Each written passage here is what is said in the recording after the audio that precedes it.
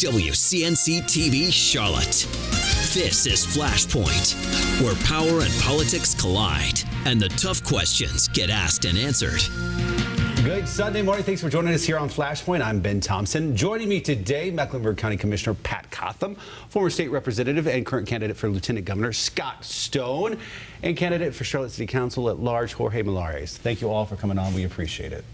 First up, the big story of the week, and honestly, the last couple of years. This week, we finally find out who will fill the 9th District Congressional seat here in North Carolina. President Trump's going to be in Fayetteville tomorrow, stumping for Dan Bishop. Vice President Mike Pence going to be in Union County.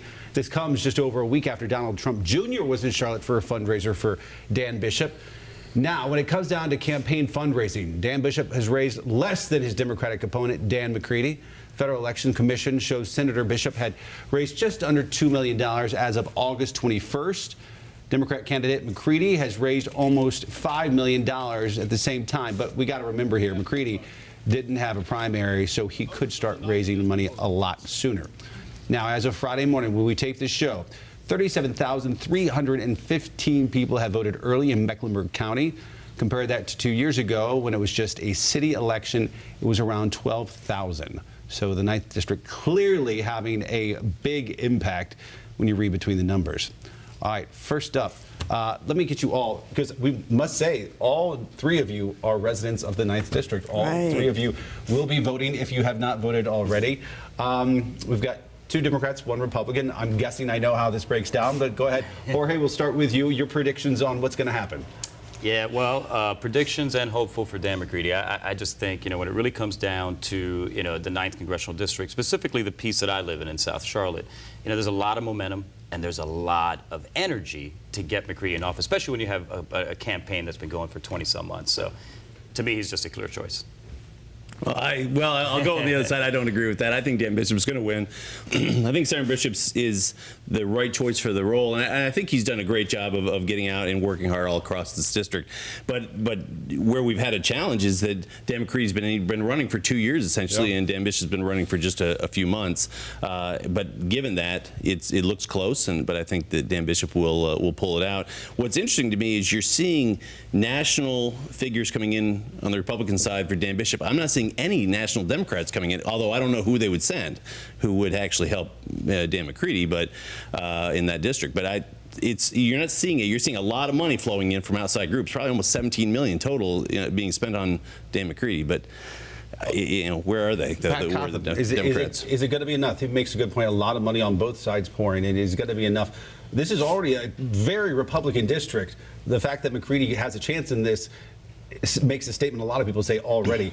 Do you think he has enough to win? And I'm going to be I don't know, because we also have this hurricane that doesn't really affect us, but certainly affects some of the counties.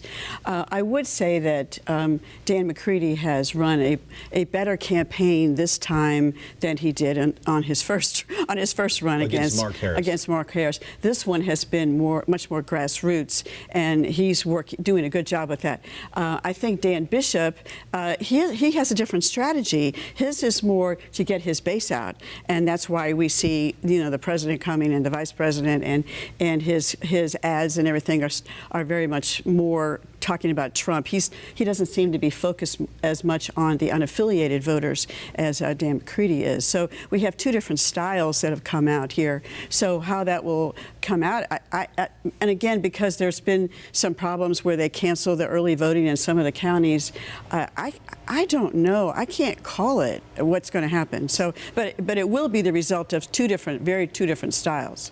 She talks about the styles. I mean, you talk about a predominantly Republican district, that should go Republican by all accounts. You talk about visits by the president, the vice president, the president's son. You talk about a massive influx of money. Why is this thing so close? Well, it's so close because he's been running for 2 years and because of the massive influx of money. That's one reason. The other reason is is if you look at Mecklenburg County, but is there also like a messaging problem here? No, I don't think so. If you look because this was close race 2 years ago when it was Mark Harris and Dan McCready. You can make the same case about why is the Democrat doing so well in this district? Those were different time. That was a different election with different candidates, but it was also a turnout election where a lot of folks were voting against. It's a midterm and all that, and so that's why a lot of Republicans didn't do as well in Wake and Mecklenburg all across the state.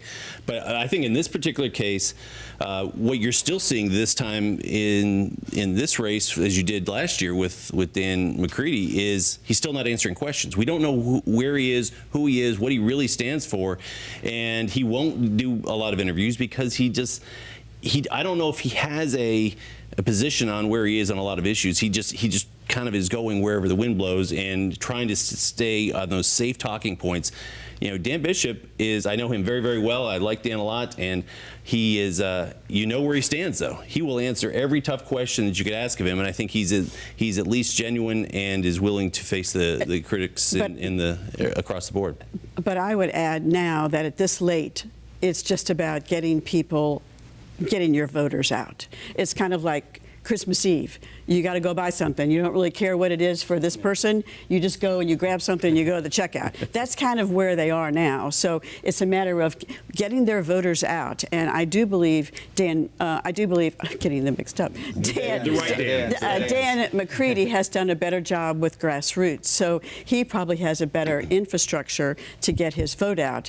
But you got to cross the finish line. So they've got to keep working, and we'll see what happens. But I think the edge is to McCready. Yeah, and what I keep hearing, I've been at the polls, I've been living at the polls, right, running for city council, and I keep hearing a lot of folks, specifically in the South Charlotte area, what they're saying is, listen, the association with Trump and Bishop, it's turning off a lot of unaffiliated voters, many of which are saying I voted Republican in the past, but this time I'm voting for Dan McCready, and I'm voting on the Democratic side because I don't like the direction of the Republican Party. I think that obviously pays to the benefit of McCready. To that point, is this a harbinger, whatever happens comes Tuesday, do you think a harbinger of what's to come for 2020? I want to actually get your response from all three of you on that. Yes, I definitely think this is, to me, this is the first race of 2020. And we're already getting national attention on this race. So definitely it's going to be watched. And certainly, especially going to be more on Trump. If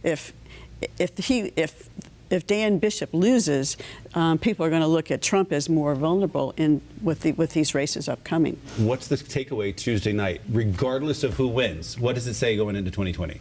Well, I think luckily we'll at least have a representative in Congress, but I don't think it's... Thank goodness. Honestly, that's something we don't talk about enough. I know. Honestly, as three people who live in that district, there's got to be, I want to get back to this, but there's got to be a better way. The fact that you all have not had representation it's ridiculous. It's not fair to you all. Talk about representation. And in the East, we don't have it. We've also got one in the East in the 3rd District with Greg Murphy running for Walter Jones' seat. But I think this particular race, I don't think is a bellwether for anything because it is an unusual election.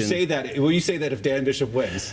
No, I still don't think it is because 2020 is such a different cycle. This is a turnout election. 2020 is the president's going to be running against a Democrat who is going to be very, very far left, farther left than the party is in most cases, the Democrat Party. So it's going to be a very, very different environment, a very different cycle in fall of 2020. That's why I feel good about my election in 2020. I mean, I think it definitely shows, number one, the changing demographics down in the 9th Congressional District, right? And it is changing. And you hear more energy again around the Democratic Party and Democratic candidates than you have before. But also it's a tell sign of 2020 where there's a lot of moderate Republicans that are jumping off the ship because they see and hear a lot of rhetoric that is, in their opinion, just extremely divisive. And then the unaffiliateds are starting to lean a lot more left these days than they have for the simple fact that the Republican Party seems to be headed way more right than they ever have been before. What impact, if any, what impact do you think, if any, the other elections happening this week will have on this race? On this race, I don't really. If this was merely a special election on and of its own, and there were no other ballots or no other races on the ballot, the fact that here in Charlotte we have other races on the ballot, how do you think that might impact turnout or the outcome?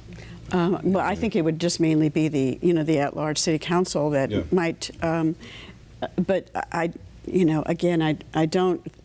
and those races are going to be decided, Yeah. you know, and I do worry about November, what's going to drive the vote. And we don't have a big mayoral competition right now, so you know, I don't think it really matters that much. No, I agree. I think it's the 9th district's driving everything this week. But in a lot of those precincts that are going to be voting heavily in that Democratic primary, not necessarily in the 9th.